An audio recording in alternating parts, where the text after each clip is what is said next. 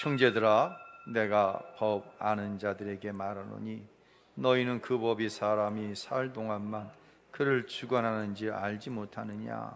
남편이 있는 여인이 그 남편 생전에는 법으로 그에게 매인 바 되나 만일 그 남편이 죽으면 남편의 법에서 벗어나느니라. 그러므로 만일 그 남편 생전에 다른 남자에게 가면 음녀라.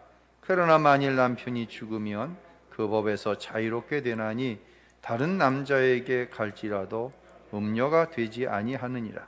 그러므로 내 형제들아, 너희도 그리스도의 몸으로 말미암아 율법에 대하여 죽임을 당하였으니 이는 다른 이 곧 죽은 자 가운데서 살아나신 이에게 가서 우리가 하나님을 위하여 열매를 맺게 하려 함이라. 우리가 있을 때는 율법으로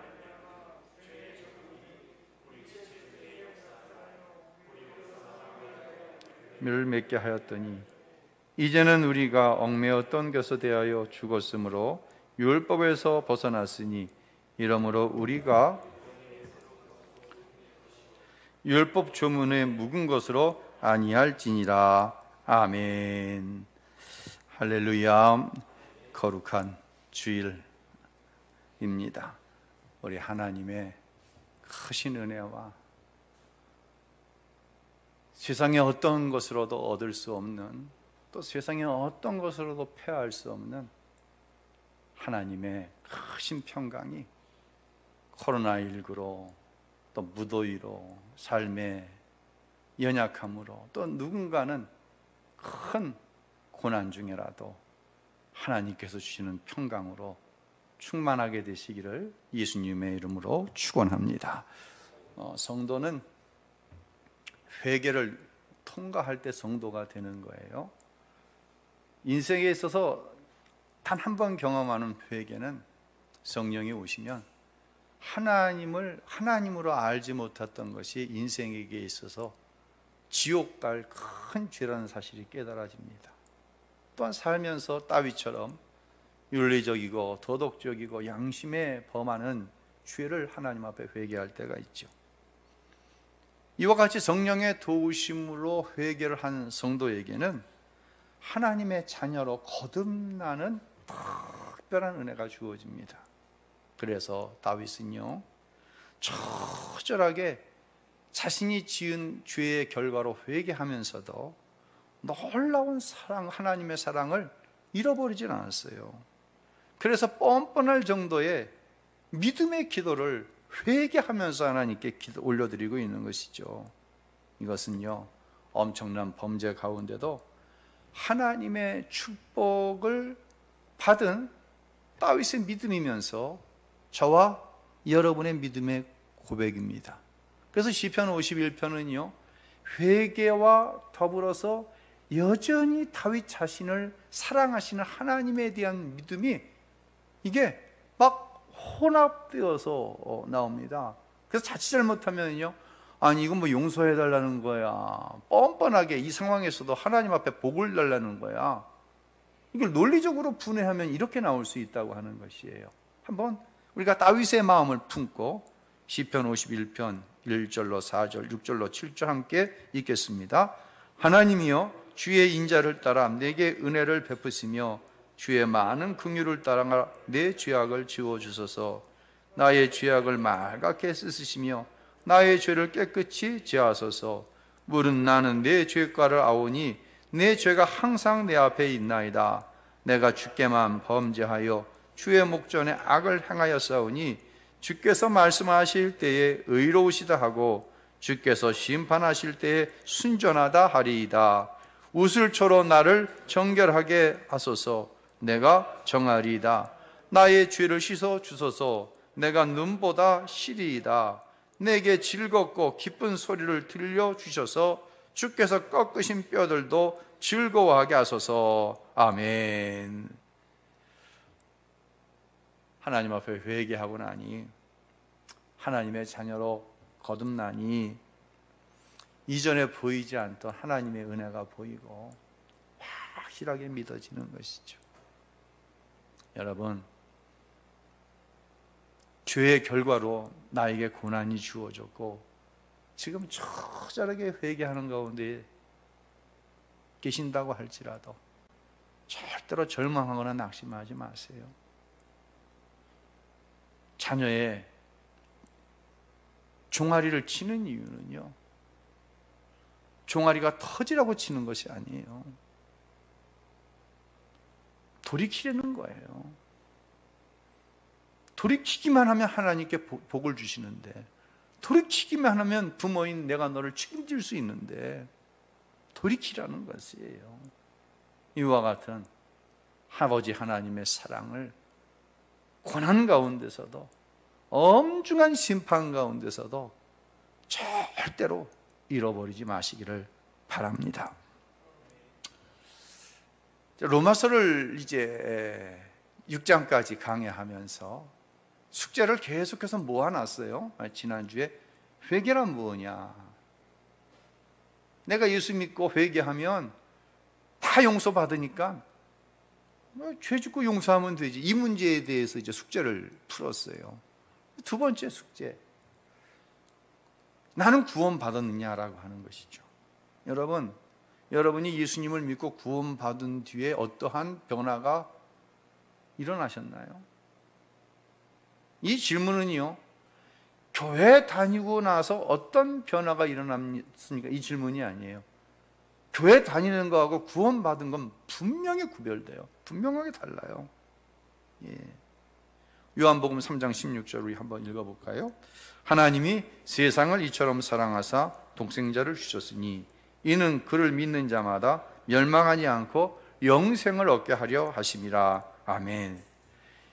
구원을 이야기하고 나를 향한 하나님의 사랑에 대해서 이야기하고 나 같은 죄인이 어떻게 구원받았는가에 대해 설명할 때, 교리적으로 설명할 때 가장 많이 인용하는 구절이에요. 예.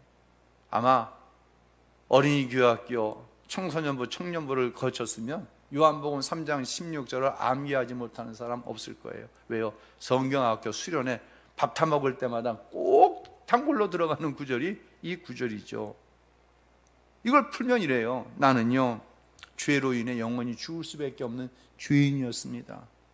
그런데 내 죄를 누군가가 대신 담당해야 죄로부터 깨끗하게 될 수 있는데, 어떤 인생도 죄 없는 인생이 없기 때문에 나를 대신하여 내 죄를 감당할 사람이 없습니다. 그래서 죄 없으신 하나님께서 인생의 육체를 가지고 우리 가운데 오셔서 내 죄를 대신해서 십자가에 죽으셨습니다. 여러분, 이 사실을 믿으시나요? 아멘 합니다. 여러분이 그 사실을 믿으면 구원 받았습니다. 이렇게 우리는 지금까지 이야기해 왔습니다. 그래, 내가 그 사실 난 믿어. 그럼 나 구원 받았네. 그런데 이 구원이 누누이 말씀드리지만 어떤 때는 확신이 있는데 어떤 때는 확신이 없어요. 요한복음 3장 16절 마지막은 무엇입니까? 무엇을 얻게 하려 하심이에요? 예수님이 내 죄를 십자가에 대신 죽으심은 영생을 얻게 하려 하심이라예요. 독생자를 주셨으니 누구든지 이를 믿는 자마다 멸망하지 않고, 아멘, 과연 나는 영생을 누리고 있습니까? 이 질문 앞에는 대답이 확실하지 않은 교인들이 얼마나 많은지 모른다는 이야기예요. 교리는요, 내 삶에 영향을 미치지 못합니다. 인격적으로 십자가에서 예수님을 만난 성도만이 영생이라고 하는 삶의 변화가 구체적으로 일어나는 거예요. 그래서 오늘 보면 로마서 7장 4절에 이렇게 말씀합니다. 읽습니다. 그러므로 내 형제들아, 너희도 그리스도의 몸으로 말미암아 율법에 대하여 죽임을 당하였으니 이는 다르니 곧 죽은 자 가운데서 살아나신 이에게 가서 우리가 하나님을 위하여 열매를 맺게 하려 함이라. 아멘. 성경은 곳곳에서, 특별히 복음서에서 또한 요한계시록에서 저와 여러분, 예수님을 영접한 성도를 그리스도의 신부다라고 표현을 합니다. 율법이라고 하는 이전에 나랑 같이 살던 신랑이 죽었어요. 그리고 예수님이 나의 신부가 신랑이 되어질 때 영생 얻는 삶을 살게 되고, 오늘 본문에서는 이를 가리켜서 전 남편은 죽었고 새 남편인 복음 예수와 함께 살 때에 열매가 맺혀집니다 라고 표현을 하고 있는 거예요. 오늘 설교 제목이 뭐예요? 바뀐 남편이에요. 야, 목사님 이렇게 좋은 설교 제목을 정하셨네요. 한번 바꿔 살고 싶었는데. 그렇습니까? 왜 바꿔 살고 싶습니까? 율법을 열심히 준수하면서 삶을 살아가는데 만족감이 없는 거예요. 자, 그럼 여기서 이 열매기하는 열매는 좀 추상적이죠. 구체적으로 얘기합시다. 예수를 믿고 나면 변화가 생겨나는데, 이것은 어떻게 거역할 수 없는 변화예요. 첫째, 하나님을 사랑하게 됩니다. 둘째, 내 이웃을 나처럼 사랑하게 됩니다. 즉, 예수를 믿고 나서 변화된 열매는 사랑하게 되었다고 하는 것이에요. 얼마나 구체적이에요. 이 질문 앞에서 나는 예수를 믿고 더 이상 율법의 사람이 아닙니다. 예수의 사람이 되었습니다. 더 이상 율법이 내 남편이 아닙니다. 예수님이 내 남편이 되었습니다. 이제 사랑하게 되었습니다. 그렇습니다. 시원하게 대답할 수 있다고 하는 거예요. 여러분에게 묻습니다.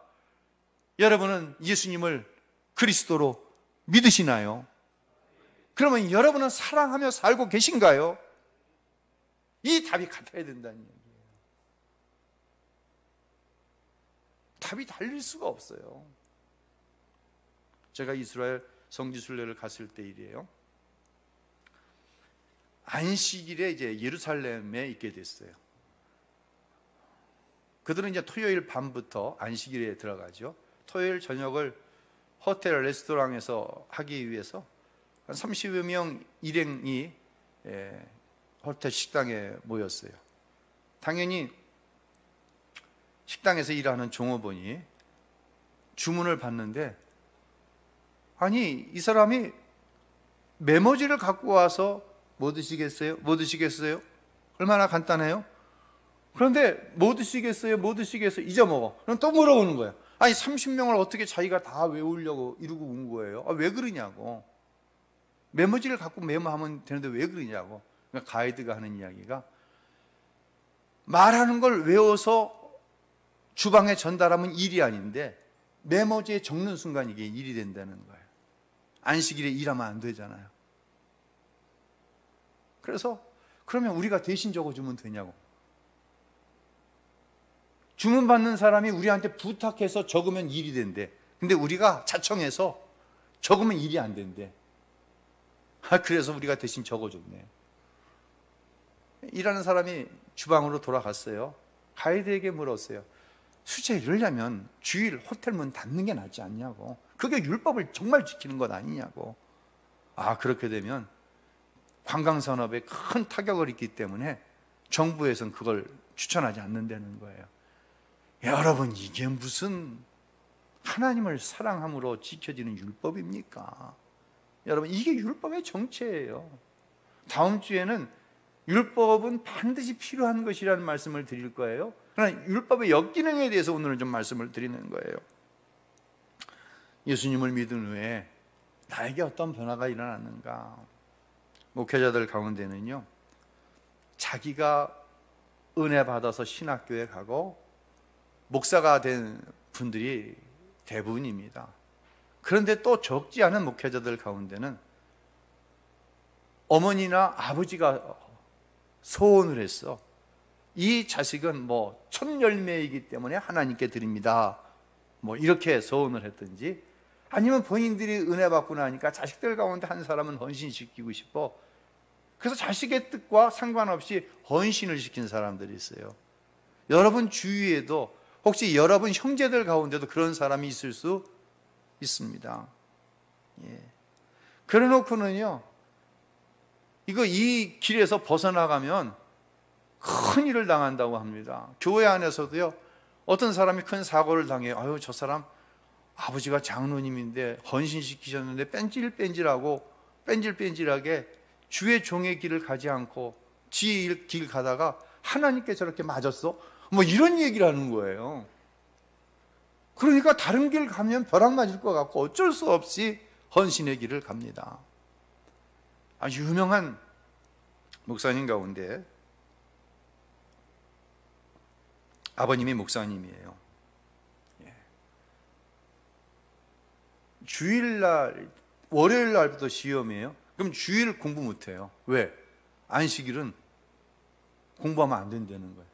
그 밤 12시 땡 하면 깨웁니다. 야, 안식일 지나갔으니까 빨리 일어나서 시험 공부하라고. 여러분, 이게 뭡니까 도대체가? 아버지는 목회도 그렇게 하셨대요. 성경도 그렇게 율법적으로 가르치신 거예요. 주일이면 성도들이 교회에 오는데 얼굴에 생기가 없어요. 기쁨이 없어요. 돌아가는 성도들의 얼굴에 생기가 없어요. 왜? 율법적인 가르침. 이렇게 하면 복을 받고 이렇게 하면 벌을 받습니다.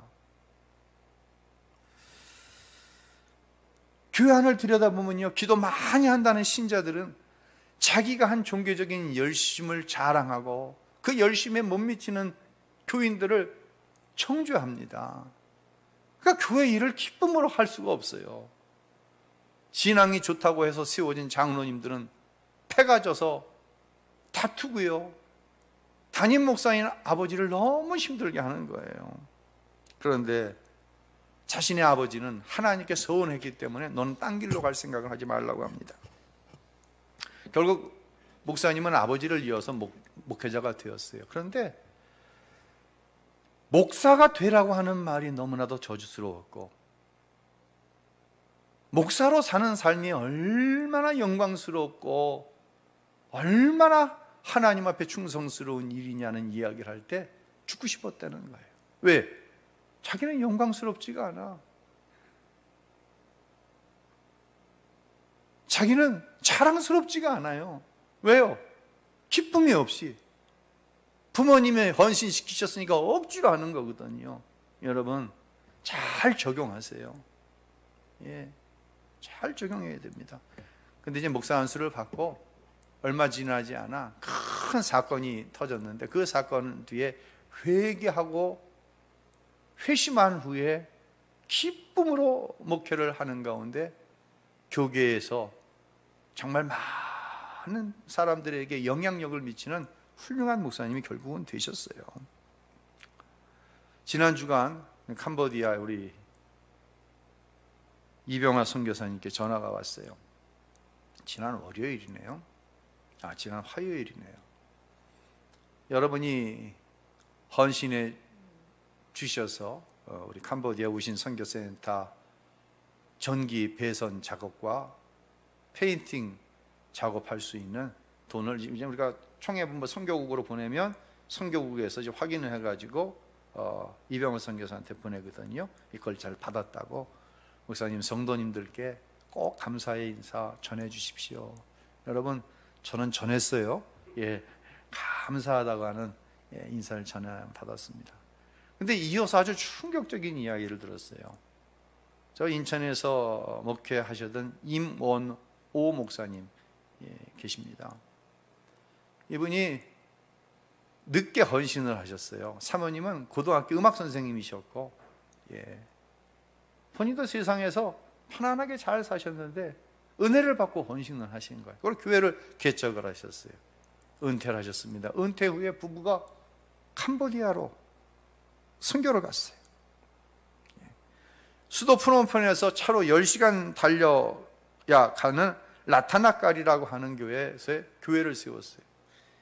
10년 선교를 하시면서 가정교회를 3개를 세우셨어요. 이곳은 먹을 것도 부족한 동네예요. 그래서 한국에서 캄보디아에 뭐가 잘 될 수 있을까? 쑥 같은 농작물을 갖다가 친히 심고 선교지에 있는 현지인들에게 그 작물을 키울 수 있는 방법을 알려주고, 영어를 가르치고 성경을 가르치고, 또 다음 세대를 캄보디아를 이끌어갈 리더를 만들기 위해서 최선의 노력을 다하셨어요. 그러던 중에 선교사님 부부가 코로나에 확진이 되었어요. 그 중에서도 사모님은 중증으로 발전이 되어가지고 결국 소천하셨습니다. 평생 개척교회 목사로서 은퇴 후에는 선교지에서 그렇게 함께 고생하던 부인이 장례하는 것을 보지도 못해, 임종을 보지 못한 것은 물론이고 장례 절차에도 참여하지 못했어요. 그리고 정부 당국으로부터 화장해갖고 뼈는 비행기 편으로 한국에 보내 가족 손에 넘겨줬다라고 하는 통보를 받게 됩니다. 여러분, 얼마나 기가 막힙니까? 얼마나 기가 막혀. 제가 지난 금요일날 설교 준비를 하면서 혹시 임원호 목사님에 관한 동영상이 있을까 들어가 봤더니 동영상이 있더라고요. 이분이 그 동영상을 말미에 이런 이야기를 하더라고요. 저는 3가지만 이야기합니다. 첫째, 하나님 감사합니다.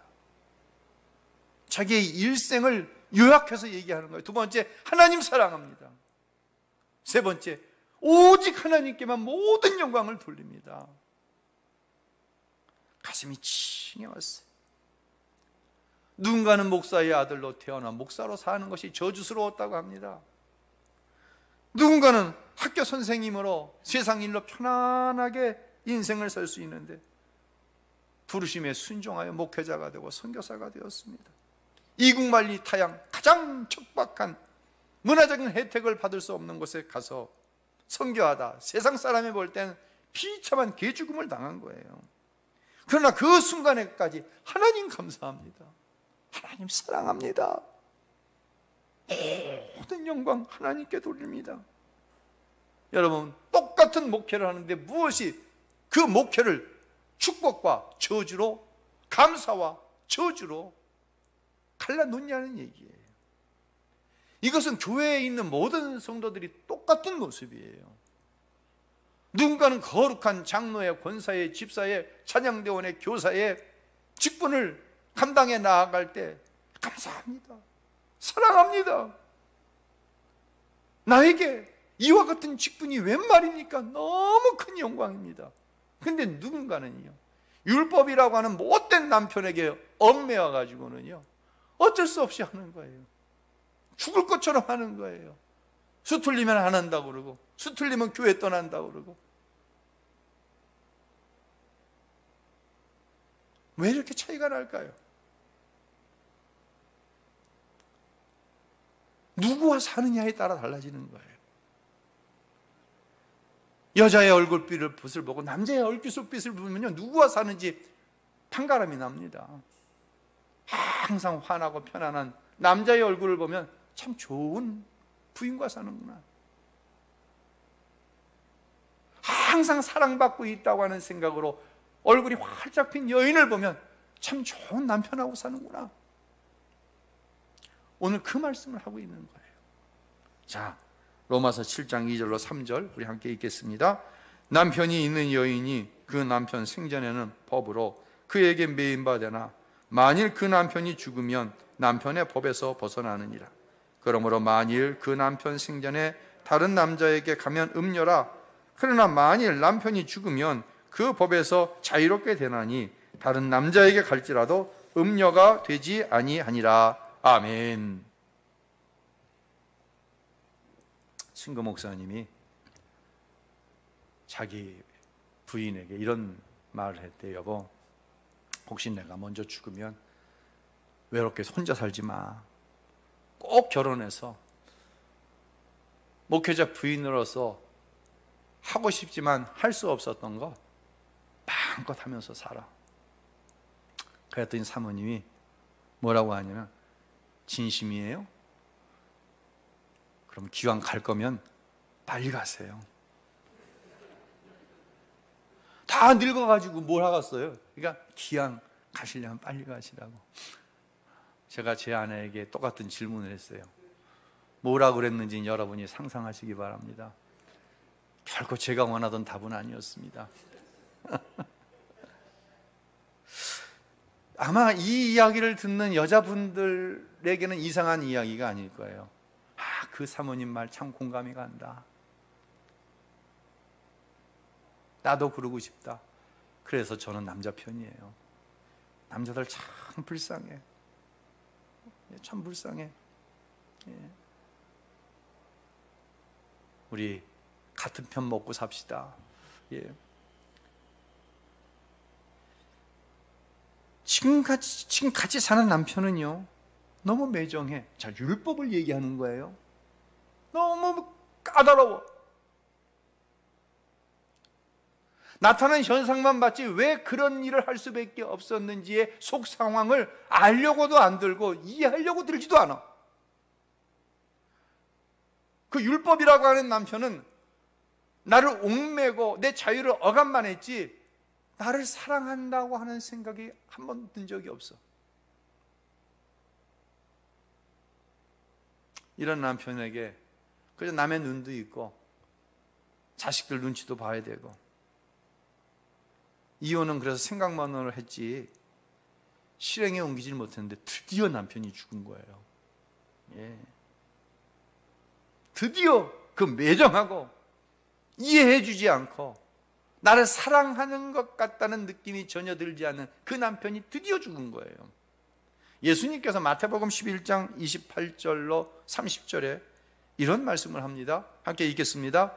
수고하고 무거운 짐진 자들아 다 내게로 오라. 내가 너희를 쉬게 하리라. 이는 내 멍에는 쉽고 내 짐은 가벼움이라 하시니라. 아멘. 이 말씀은 하나님 안 믿는 사람에게 한 말씀이 아니에요. 예수님께서 수고하고 무거운 짐진 자들아 다 내게로 오라. 즉 율법을 평생의 남편으로 삼고 살아가는 그 매정하고 까다롭고 자기를 사랑하지 않는 그 율법이라고 하는 것을 남편으로 삼고 살아가는 유대인들을 향해서 너희들 그 수고, 그 무거운 짐 다 내려놓고 누구에게로 오라? 예수에게로 오라는 거예요. 남편 바꾸라는 거예요. 내가 너희를 쉬게 하겠다는 거예요. 내 멍에는 쉽고 내 짐은 가볍다는 얘기예요. 목사라고 하는, 장로라고 하는, 교사라고 하는, 성도라고 하는 이 짐이 언제까지 무거워야 되겠습니까?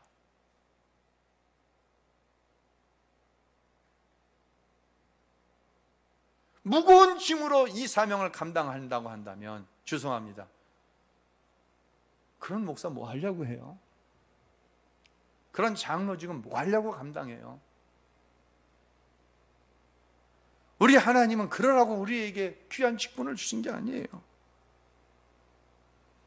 유대인들은 율법을 생명처럼 지켰어요. 이거 잘못한 건 절대로 아니에요. 이걸 얘기하는 게 아니에요, 예수님께서. 문제는 율법을 열심히 지키는데 어떤 즐거움이 없는 거예요. 두려움만 있는 거예요. 왜? 나는 완전히 율법을 지킬 수 없거든.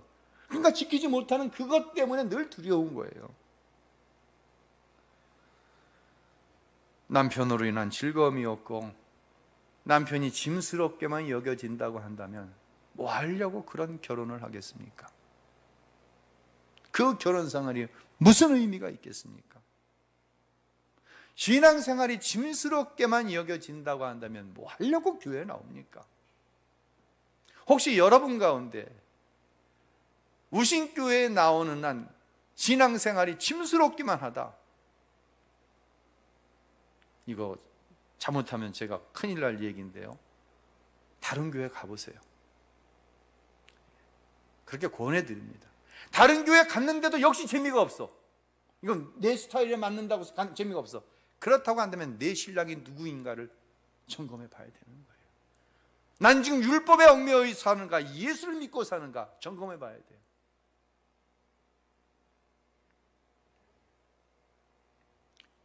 회개하면 달라집니다. 회개를 하면요, 두 가지를 보게 되기 때문에 달라집니다. 첫 번째로 죄의 심각성을 보게 됩니다. 회개할 때 그 죄가 얼마나 심각하면, 죄의 삭은 사망이다. 로마서 6장 마지막 절에서 우리가 배웠잖아요. 죄의 삭은 반드시 사망해야 돼요. 죄 지면 죽어야 돼요. 동산 중앙에 있는 저 실과를 먹으면 반드시 죽는다. 아담과 하와가 먹었어요. 죽은 거예요. 쫓겨난 거거든요. 하나님 편에서. 하나님과 단절되는 영적인 죽음을 경험한 거예요. 그래서 죄의 삭은 반드시 사망이에요. 하나님이 저와 여러분을 너무너무 사랑하셔서 죄 가운데 구원시키셔야 되는데, 하나님도 당신이 하신 말씀에서 자유로울 수가 없어요. 예외일 수가 없어요.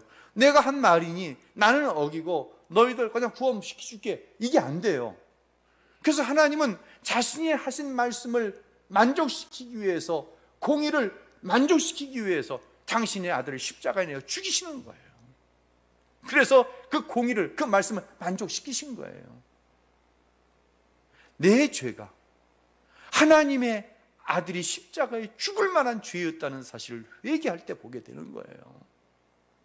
여러분, 이것을 보게 되는, 예수님이 나 때문에 죽었다는 사실이 여러분 믿으십니까? 아멘. 이거 말고요, 십자가에서 예수님이 나를 위해 어떤 처절한 죽음을 죽으셨는 걸 내가 봤어요. 인격적으로 만났어요. 근데 어떻게 죄를 짓고 삽니까? 그 예수님이 사랑하며 살라고 말씀하시는데, 그 예수님께서 나를 찾아오셔서 네가 많은 율법을 지키고 있다, 말씀을 지키고 있다, 그 두 가지를 한번 요약해봐라. 예, 위로는 하나님을 사랑하고 곁으로는 네 이웃을 내 몸과 같이 사랑하는 것입니다. 내가 그 말씀을 이루기 위해 죽었다. 예수님을 이 십자가에서 만났는데 어떻게 여전히 미워하고 여전히 용서하지 못하고 난 그 사람을 사랑하려면 진짜 죽는 게 나아. 죄송합니다. 그 안에 예수 있는 겁니까? 없는 겁니까? 나는 성격이 그래서요? 그럴 수 있어요. 그럴 수 있어요. 근데 그건 잠시여야 되는 거예요.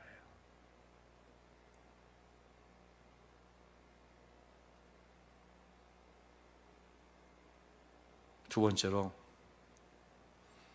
십자가에서 나를 향한 하나님의 사랑을 보는 거예요. 회개할 때 하나님이 나를 사랑하셔서 당신의 독생자 예수를 나 같은 것 대신 십자가에 당신의 아들을 내어주신 거예요. 여기로 끝나지 않아요. 이 사실이 인격적으로 믿어지면 반응하는 삶을 살게 되는 거예요. 하나님을 사랑하기 때문에, 다른 이유가 없어요. 하나님이 사랑하기 때문에, 내가 사랑하는 하나님이 원하시니까, 그 사람을 사랑하는 것을 내가 사랑하는 하나님이 원하시니까 사랑하는 거예요. 목사님, 그건 억지로 하는 거 아니에요. 억지로라도 하는 거예요. 그때 누가 도우세요? 성령께서 도우시는 거예요. 아멘. 이때 하나님의 자녀된, 그리스도 예수의 신부된 내 삶 속에 하나님께서 구체적으로 개입하시는 것이 경험되어지는 거예요. 얼마나 감격스럽습니까? 이것을 경험한 사람들은 알아요. 하나님이 어제 그 사건 가운데 이렇게 개입하셨네. 어제는 몰랐어. 1년이 지났는데, 그때는 전상으로 보기에는 이해할 수 없는 고난이었지만 1년이라는 세월이 지나가니까 큰일 날 뻔했는데, 하나님께서 그 사건을 통해 내 삶의 방향을 돌리시지 않았다고 한다면 정말로 큰일 날 뻔했네. 하나님께서 이 열매를 거두시기 위해서 그때 그런 사건을 통해 개입하셨구나. 사건 때마다 시마다 이루어지는 일들이 하나님이 하신 일이라는 사실이 믿어지는 거예요. 불평이 나와요? 어떻게 불평이 나와? 하나님이 하실 일이 기대되어지는데 어제 일어난 그 사건에 불평이 어떻게 나오냐고. 다시 말씀드립니다. 당장은 불평이 나와요. 어떤 사람은 성향에 따라 그 불평의 양, 질이 달라요. 그런데 조금만 지나가면 아는 거예요. 조금만 지나가면 뭐예요? 기도할 때 나를 향한 하나님의 생각이 무엇인지 깨달아지고, 설교를 통해 하나님의 말씀을 들을 때 적용되어지기 때문에 그 불평과 불만이 사라지고 그 자리에 감사가 임하는 줄로 믿으시기를 바랍니다. 이게 이게 신앙생활인 거예요. 이게 믿음 생활인 거예요. 이제는요, 내 삶의 목적이 나와 내 가족이 잘 먹고 잘 사는 거 아니에요. 그것은 온전히 누구의 손에 달린 거예요? 하나님의 손에 달렸다는 사실이 믿어지는 거예요. 진짜로 믿어지는 거예요. 예. 믿습니까? 아멘. 복 받아야 되는데 복 받으려고 하는 게 아니에요. 진짜로 믿어지는 거예요. 얼마나 하나님 말씀이 부담스럽습니까? 근데 하나님 말씀이 너무 즐거운 거예요. 하나님 말씀이 부담스러운 이유는 단 하나예요. 순종하기 어렵기 때문에 부담스러운 거예요. 근데 삶에 껌껌이 하나님이 개입하시지 않는 게 아무것도 없어. 오히려 말씀을 통해 나에게 숙제가 주어질 때 너무 기쁜 거예요. 내 육신은 아니다, 불순종해라 쪽으로 나가는데 내 영은 그거 순종해야지. 순종해야 복을 받는다가 아니지. 그건 순종해야지. 당연히 순종해야지. 기쁨으로 순종하는 거예요. 그리고 하나님이 개입하시는 걸 보는 거예요. 판단하고 정죄하기 좋아하던 내 안에 사랑이 넘쳐나는 거예요. 어제보다 오늘 하나님 말씀대로 살고 싶은 욕심이 생겨요. 그런데 내 겉사람은 자꾸만 내 옛사람을 그리워하잖아요. 이걸 쳐서 복종시켜야 내 옛사람이 아닌 지금 내 안에 계신 예수님께서 기뻐하시는, 내가 그토록 사랑하는 하나님 기뻐하시는 삶을 살 수 있는데, 근데 잠깐만 겉사람이 나를 붙잡으니까 어디로 나가는 거예요? 십자가 밑으로 나가는 거예요. 나를 쳐서 십자가에 복종시키기 위해서. 날마다 하나님 말씀 앞으로 나아가는 거예요. 하나님 말씀을 묵상하고 주신 은혜와 감동을 얻기 위해 나아가는 거예요. 나는 아니라고 그러는데 감동은 기라고 그러는 거예요. 기인 방향으로 나아가기 위해서 다시 한번 기도하는 거예요. 마치 예수님께서 겟세마네 동산에서 아버지요, 내가 원하는 것은 죽음의 잔이 넘어가는 것입니다. 하지만 하나님의 원이시라고 한다면, 하나님의 뜻이라고 한다면 이 십자가를 질 수 있는 힘을 나에게 주시옵소서. 그리고 하나님의 도심을 믿고 십자가를 향해 나아가는 거예요. 그때 하나님께서 그 이름을 모든 만물 위에 뛰어나게 하셨잖아요. 스테반이라고 하는 이름, 모세라고 하는 이름, 우리가 아는 다윗이라고 하는 이름, 누구 안에서 높아진 이름이에요. 세상 가운데 이 이름 절대로 높아질 수 없어요. 모세는 누구예요? 태어날 때부터 갈대상자에 갇히어 나일강에 버림받은 사람이 모세예요. 이게 세상이 어떻게 높아지겠어요? 다윗은 누구예요? 부하장수 부인과 노란한 사람이에요. 그리고 부하장수를 죽음 가운데 내몬 사람, 이거 어떻게 세상에서 용서받고 높아질 수 있어요? 하지만 하나님의 사계는 다른 거예요. 회개함으로 내 죄를 보고 회개함으로 나를 향한 하나님의 사랑을 볼 때 달라지는 거예요. 세상이 달라지는 거예요. 내 삶이 달라지는 거예요. 그리고 하나님이 약속하신 축복이 내 삶을 주장하는 거예요. 할렐루야. 로마서를 통해 우리는 이것을 볼 수 있어야 합니다. 그런 은혜의 역사가, 그런 진정한 축복의 역사가 고난의 긴 터널을 통과하고 있는 사랑하는 성도들을 위해, 이 나라와 이 민족 위에, 죄를 죄로 알지 못하는 모든 인류 가운데 나를 살리는 회개와 믿음, 회개를 통해 보게 된 이 두 가지 사실, 그로 인해서 변화된 나와 나의 가정, 우리 대한민국, 온 인류, 이 출발은 어디예요? 이 출발은 교회여야 되는 거예요. 세상에는 희망이 없어요. 그런 은혜의 역사가 우리 모두 가운데 있게 되시기를 예수님의 이름으로 축원합니다.